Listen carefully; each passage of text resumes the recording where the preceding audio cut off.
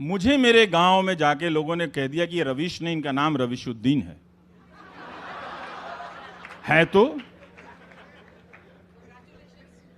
है तो क्या हो गया? क्या वो देश का नागरिक नहीं है? अब कागज मांगोगे? तो इसीलिए अब एक ही पहचान नागरिकता की होनी चाहिए। वो यही कर रहे थे। टीवी एंकरों की भाषा देखिए, खराब अंग्रेजी माफ की जा सकती है इस देश में। बहुत लोगों की खराब अंग्रेजी है, मेरी भी है, ऐसी बात नहीं है। लेकिन उस अंग्रेजी का इस्तेमाल करके सबसे पहले जब आप अपनी नागरिकता कब हारते हैं? जब भाषा हार जाते हैं। नागरिकता हासिल करने के लिए जरूरी हो कि भाषा में एक तरह का संयम और समानता हो, उसमें प्यार हो, उसमें स्पेस हो। जब ये सारी चीजें खत्म कर दी गई और you where is the liberal tonight, जिसका पता नहीं कि वो दिन में कहां रहता है, रात को आके वो लिबरल को खोजता रहता है। तो ये टेलीविजन के जरिए, और आप लोग देख रहे थे कि बड़ा भारी ऑक्सफोर्ड से कोई पढ़ के आया है, अंग्रेजी बोल रहा है, सिस्टम के अकाउंटेबल बना रहा है। लेकिन ये चैनल वाले जश्न मना रहे थे। गौरी लंकेश की जब हत्या हुई और प्रेस क्लब में जब बैठे थे, इनमें से कोई पत्रकार नहीं आया था। तो इन्होंने सबसे पहले पत्रकार को बांटा, क्योंकि अब जो है समाज को बांटने की जो मशीन थी वो जो नए दौर में आई, तो पहले हमारी ट्रेनिंग थी कि सेंसरशिप आएगा। नहीं, सेंसरशिप नहीं आएगा। जिन संस्थाओं से सेंसरशिप आती है वो तो अब खत्म हो चुकी हैं। नाम लेने की जरूरत नहीं है, पुलिस से लेकर कोर्ट तक वो खत्म हो चुकी हैं, तो उसकी जरूरत नहीं है। तो अब उस मीडिया के जरिए इस देश को बदलने का काम किया गया। इसीलिए मैं कहता हूं कि भारत का जो लोकतंत्र है वो अर्जित लोकतंत्र है, पेड़ से नहीं टपका था। 100 साल लड़े थे हम। जब बाहर भारत पाकिस्तान बंटवारे के बाद हिंदू मुस्लिम सिख के तीनों के आपसी दंगे चल रहे थे, तब संविधान सभा में लोग बैठकर अपनी अकल लगा रहे थे कि हमें उस हिंसा से प्रभावित नहीं होनी है। एक ऐसा संविधान बनाना है जो आगे चलकर लोगों के जहन पर तर्क को कायम करेगा। और ये एक ऐसी राजनीति बना रहे थे जो तर्क पर आपकी भावनाओं को कायम करे। इसीलिए 24 घंटा चला। और उसका नुकसान क्या हुआ? तो टेलीविजन के जरिए, और ये मैं मजाक में नहीं कहता हूं नीलांजना जी, टीवी ने इस देश की अर्जित जो मीडिया है, उस देश के अर्जित लोकतंत्र की हत्या करने की कोशिश की है। डेली सामने से सीने पे छुरा मारा है इन लोगों ने। और आज आप वोट के नशे में हैं, उनकी कुर्सी के नशे में हैं, रहिए, मुझे उससे कोई मतलब नहीं है। 10 साल बाद मेरी हर बात को पलट कर देखेंगे कि कोई कह रहा था कि सामने हत्यारा है और आप उसे गले लगा रहे थे। ये हुआ आपके देश में 800-900 चैनलों को लगाकर। तभी मैंने कहा था कि आप टीवी मत देखिए। इससे आसान तरीके से आप इस सरजमी की सेवा कर ही नहीं सकते थे। अपने घर में टीवी बंद करके शाम को पार्क में चले जाइए, डायबिटीज का भी समाधान हो जाएगा, बीपी का भी समाधान हो जाएगा, आप खुश नजर आएंगे। लेकिन टीवी ने आपको बीमार कर दिया, सूचनाएं गायब कर दी गई। वो इसलिए कर रहा था कि उससे ये कोशिश थी कि आपको सिटीजन नहीं बनने देना है, क्योंकि आप बन रहे थे और उस बनने की प्रक्रिया में चले थे। तभी तो रामलीला मैदान में तिरंगा लेकर गए थे ना, उसके पहले तो आप नहीं जाते थे। तो आप उस रास्ते पे चल रहे थे। तो नागरिकता की जो पहचान है वो एक दिन में 10 साल में नहीं हासिल होगी, बहुत जमाने लगेंगे उस पहचान को लाने में, जो हमने उसके लिए कभी मेहनत नहीं की। और उस मेहनत को खत्म करने के लिए, जनता को भीड़ में बदलने के लिए टीवी का इस्तेमाल किया गया। और इसीलिए आप कह रहे हैं कि जब उस भीड़ में औरतें बोलने लगीं तो समझ में नहीं आया कि कैसे डील करें। तब वो कह रहे हैं हमें माध्यमों की जरूरत नहीं है। इसका मतलब है कि अब अक्षय कुमार इंटरव्यू नहीं करेंगे, प्रसून जोशी ये इंटरव्यू नहीं करेंगे कि ये फकीरी।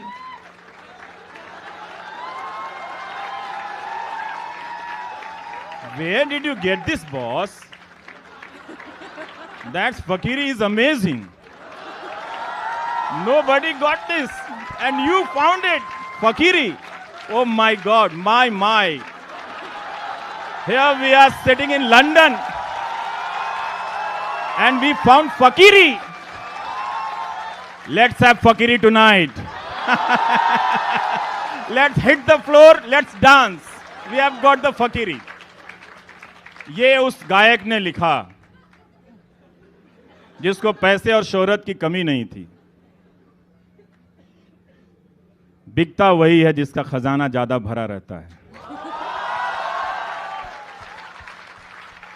तो ऐसे लोग, ऐसे मीडिया आप एंकर के जरिए देख रहे हैं। ये पूरा एक फॉर्मेट था कि मालिकों को पहले कब्जे में लेकर, जो भूत प्रेत का मीडिया कर रहा था, वो इस तरह का टेलीविजन का सेटअप आपके सामने खड़ा कर दिया गया। अब आप पागलों की इस तरह बैठ रहे हैं।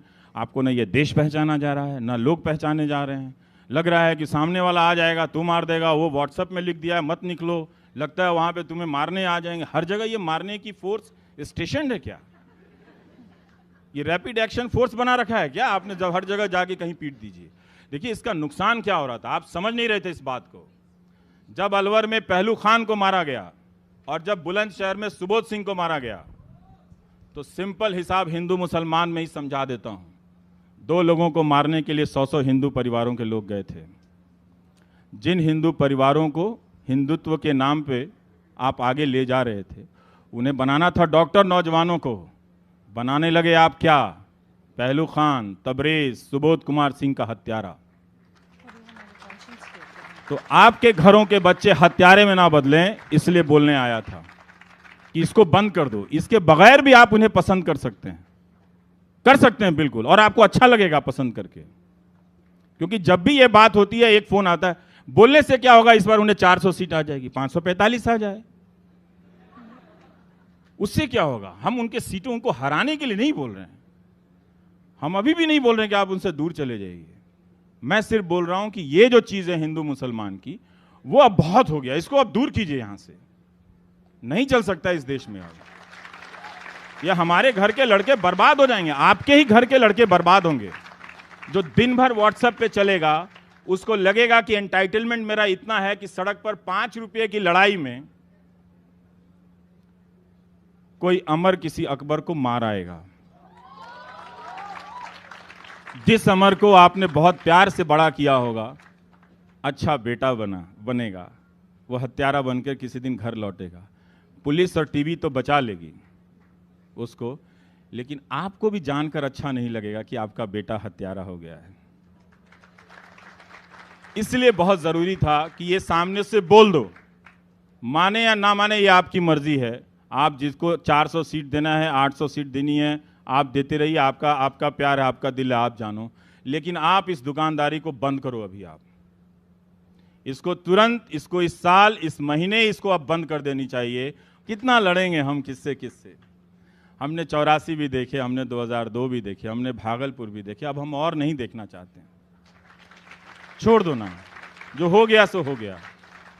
हमारी अदालतों में इतना दम नहीं था, पुलिस में इतना दम नहीं था कि उसकी वो संस्थाएं हम बनाए नहीं। अगर हम नागरिक होते तो हम इंस्टीट्यूशन बनाते और उस इंस्टीट्यूशन से इंसाफ मिलता। वो भी नहीं मिला। ना 2002 का मिला, ना 1984 का मिला, ना 1990 का मिला। किसी को नहीं मिला। कश्मीरी पंडित को नहीं मिला, किसी को नहीं मिला। और सब अपने अपने जख्मों को लेकर घूम रहे हैं। आहत लोग, घायल लोग घूम रहे हैं। कोई उनको गले लगाने वाला नहीं है। कोई उनको लिपटा कर बोलने वाला नहीं है कि आओ हम तुम्हारे जख्मों को भरेंगे। जिसे देखिए वही किसी ना किसी के बहाने किसी के जख्मों को हरा कर रहा है।